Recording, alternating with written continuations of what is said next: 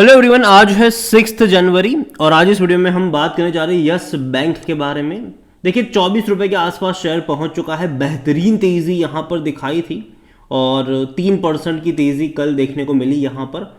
और ये साल जनवरी का कह सकते हैं कि अच्छा तो रहा यहां पर, क्योंकि अगर आप ग्राफ देखोगे तो भाई साहब तेज़ी है। 20 रुपए से 24 पे पहुंचा है ये शेयर। शानदार तेज़ी कह सकते हैं कि देखने को मिली है और 21% की रफ्तार है पिछले एक महीने में। पहले तेज़ी आई थी, फिर थोड़ा बहुत करेक्शन भी आया, फिर बाद में दोबारा बेहतरीन तेज़ी यहाँ पर बनी 29 दिसंबर से। तो शानदार तेज़ी यहाँ पर है। पिछले एक हफ्ते में देखा जाए तो काफ़ी अच्छा परफॉर्मेंस करा है इस बैंक ने और कई सारे बैंक का भी यही हाल है। और पिछले एक साल में भी देखोगे तो 13% का ग्रोथ ज़रूर है और बेहतरीन तेज़ी है। एक साल के सबसे हाईएस्ट लेवल पर ये पहुँच चुका है। इससे पहले भी गिरावट बनी ज़रूर थी, बड़ी गिरावट आई थी, कोशिश कर रहा था, अटेम्प्ट कर रहा था, लेकिन जो तेज़ी यहाँ पर देखने को मिली वो नवंबर, दिसंबर और जनवरी काफ़ी अच्छी रफ्तार में कहूँगा कि देखने को मिली है। 16 रुपये से 24 पे पहुँच चुका है ये, तो रफ्तार अच्छी है। 50% की जो तेज़ी है यहाँ पर वो पिछले 2.5 महीने के अंदर आई है। और जहाँ तक 5 साल का ग्राफ देखा जाए तो भाई साहब बुरे दौर से गुजरा ज़रूर था ये, चीज़ें बेहतर हो रही है। बात करेंगे उसके बारे में, जो लेटेस्ट अपडेट आई है इस बैंक को लेकर उसके बारे में भी इस वीडियो में बात करेंगे। लेकिन उससे पहले अगर आपने अभी तक चैनल को सब्सक्राइब नहीं किया है तो प्लीज़ अभी इसे सब्सक्राइब कर लीजिए, क्योंकि आगे भी बहुत सारे वीडियोस हैं जो काफ़ी ज़्यादा हेल्प करने वाले हैं। तो देखिए यहाँ पर बड़ी बात यहाँ पर यह है कि दिसंबर क्वार्टर भी यहाँ पर अच्छा बिजनेस अपडेट आ रहा है। आप देखिए यहाँ पर तो यस बैंक का शेयर फोकस में रह रहा है वेडनेसडे से, क्योंकि इन्होंने अपना जो बिजनेस अपडेट है फॉर लास्ट 3 मंथ्स वो इन्होंने यहाँ पर बताया है। Yes Bank said that the loan and advance increase to 2,17,662 crore in December quarter. जो देखा जाए तो तकरीबन 12% का जंप आया है पिछले साल के मुकाबले, मतलब ईयर ऑन ईयर बेस पे 12% का जंप यहाँ पर देखने को मिला है लोन एंड एडवांस में। यहाँ पर लोन एंड एडवांस इंक्रीज अगर आप देखो तो क्वार्टर ऑन क्वार्टर भी तकरीबन 4% का यहाँ पर ग्रोथ देखने को मिल रहा है। और डिपॉजिट्स बेहतरीन है, यहाँ पर 13% से भी ज़्यादा के डिपॉजिट इंक्रीज हुए हैं ईयर ऑन ईयर बेस से काउंट करोगे तो। क्वार्टर ऑन क्वार्टर से भी काउंट करोगे तो तकरीबन 3.20% का जंप क्वार्टर ऑन क्वार्टर देखने को मिल रहा है। और देखो डिपॉजिट्स में कहीं ना कहीं जो वृद्धि आती है वो एक तरफ इशारा करती है कि भैया लोगों का जो भरोसा है वो बन रहा है, धीरे धीरे बन रहा है। यहाँ पर अभी का जो डिपॉजिट्स है वो 2,41,831 करोड़ के आसपास का देखने को मिल रहा है, जो काफ़ी अच्छा है, क्योंकि पिछले साल इसी क्वार्टर में 2,13,608 करोड़ के आसपास हुआ करता था। तो डिपॉजिट्स में ग्रोथ यहाँ पर आ रहा है, जो कि एक अच्छी बात है इस बैंक के लिए। और यहाँ पर इनका जो लेंडर्स लिक्विडिटी कवरेज रेशियो अगर आप देखोगे तो वो भी 118% के आसपास का देखने को मिल रहा है, जो इससे पहले 113% के आसपास हुआ करता था। और अगर आप देखोगे तो बेहतर है, उतना भी बुरा मैं इसको नहीं मानता हूँ। जो चीज़ें अभी के लिए नंबर्स आ रहे हैं वो एटलीस्ट एक डिसेंट नंबर है, बुरे नंबर्स नहीं हैं। और भाई साहब देखो पिछले हफ्ते बाजार बहुत अच्छे मूड में था, इसी हफ्ते में कह लो बाजार काफ़ी अच्छे मूड में रहा है, काफ़ी अच्छे मूड में रहा है। तो तेज़ी तो देखने को मिल गई यहाँ पर। बैंक में अगर आप वॉल्यूम देखोगे तो भाई साहब बड़ी क्वांटिटी में ट्रेडिंग हो रही है। 56 करोड़ से भी ज़्यादा के शेयर्स ट्रेड होते नजर आए यहाँ पर, तो बड़ी क्वांटिटी में ट्रेडिंग तो हो ही रही है। इसके अलावा यस बैंक को लेकर अगर बात करें तो बेचने की बात कोई नहीं कर रहा है। 100% लोग कह रहे हैं खरीदारी करो। मैं बेचने की बात यहाँ पर नहीं करूँगा, क्योंकि मैं लंबे समय से बोल चुका हूँ कि मैं लॉन्ग टर्म के बारे में सोचूंगा। मैं 1-2 महीने का नहीं, मैं 2-3 साल का यहाँ पे सोच के चल रहा हूँ।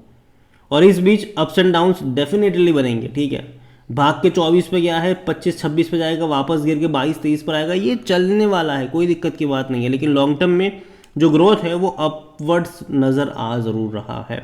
यस बैंक का अगर आप परफॉर्मेंस देखोगे तो डेफिनेटली वो इनका इंक्रीज हुआ है लास्ट फाइनेंशियल ईयर में। सबसे अच्छी बात क्वार्टरली अगर आप परफॉर्मेंस देखोगे तो वो लगातार इनके रेवेन्यू बढ़ रहे हैं। अभी उम्मीद ज़्यादा है दिसंबर क्वार्टर से कि भैया और अच्छे नंबर्स इनके दिखने चाहिए, रेवेन्यू अच्छे दिखने चाहिए। प्रॉफिट भी देखोगे तो लास्ट क्वार्टर में भी 228 करोड़ का प्रॉफिट था, हालांकि थोड़ा सा कम है लेकिन फिर भी अच्छा प्रॉफिट मैं कहूँगा इसको। अब आप बोलोगे यार 24 रुपये का शेयर है और 300-250 करोड़ का प्रॉफिट कर रहा है, फिर भी 24 रुपये का शेयर। तो अगेन यहाँ पर बहुत सारे शेयर्स की डंपिंग हुई है, उसी की वजह से अगर आप देखोगे तो शेयर्स की वैल्यू घट गई है। और यही वजह अगर आप इसका पी रेशियो देखोगे तो वो आपको 78 का देखने को मिल रहा है, जो कि काफ़ी महंगा है। ये 24 रुपये का शेयर देखने में सस्ता है, लेकिन वैल्यूएशन के हिसाब से बहुत महंगा है। सेक्टर पी सिर्फ और सिर्फ 19 का है। कोई भी एनालिस्ट खरीदारी करने की यहाँ पर बात नहीं कर रहा है। और देखिए इतने सारे पी क्यों इतना हाई है, क्योंकि देखो पैसा तो कमा रहा है ये, लेकिन शेयर्स इतने ज़्यादा हो गए यहाँ पर। क्योंकि देखो जब येस बैंक क्राइसिस आया था तो इन्होंने तकरीबन 10,000 करोड़ रुपए रेज करे थे अलग अलग बैंक्स के थ्रू 10 रुपये के भाव पर। तो यहाँ पर 1,000 करोड़ शेयर और ऐड करे गए, यहाँ पर इक्विटी इन्फ्यूजन करा गया। उसके बाद 12-13 रुपये की कीमत पर एफपीओ के जरिए पैसा रेज करा गया, तकरीबन 15,000 करोड़ रुपए और नए शेयर्स ऐड करे गए।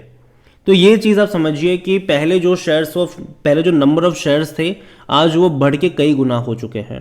तो जाहिर सी बात है उसको उस तरीके से प्रॉफिट भी कमाना पड़ेगा। और यही वजह है कि हाल फिलहाल में भले ही इनके नंबर्स आपको क्वार्टरली अच्छे देखने को मिल रहे हैं, लेकिन वो भी सफिशिएंट नहीं है अगर इसको अच्छी ग्रोथ दिखानी है तो। जहाँ तक बात करें इनके शेयर होल्डिंग को लेकर, तो जो राणा कपूर एंड फैमिली थे वो तो भाई साहब यहाँ से अब तो कुछ नहीं है उनका। म्यूचुअल फंड के पास 0.14% की होल्डिंग है। डोमेस्टिक के पास 40.77% की होल्डिंग है। और इस डोमेस्टिक में कई सारे बैंक्स और इंस्टीट्यूशंस भी शामिल हैं। यहाँ पर एफआईज यहाँ पर 23.40% की होल्डिंग लेकर बैठे हैं। रिटेल और अदर की मिलाकर यहाँ पर 35.69% की होल्डिंग, हालांकि सितंबर क्वार्टर की होल्डिंग पैटर्न है, दिसंबर की अभी तक आई नहीं है। दिसंबर की मैं वेट कर रहा हूँ, देखना है कि भाई साहब कौन खरीद रहा था कौन बेच रहा था।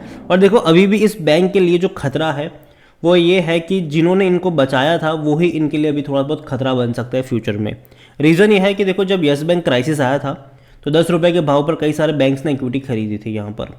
तो अब ये सोचो कि अब लॉक इन पीरियड जो था उनका इक्विटी वाला वो ख़त्म हो चुका है। 3 साल का लॉक इन पीरियड था कि मतलब 3 साल से पहले वो लोग नहीं बेच सकते, अब वो फ्री है, अब वो चाहे तो बेच सकते हैं।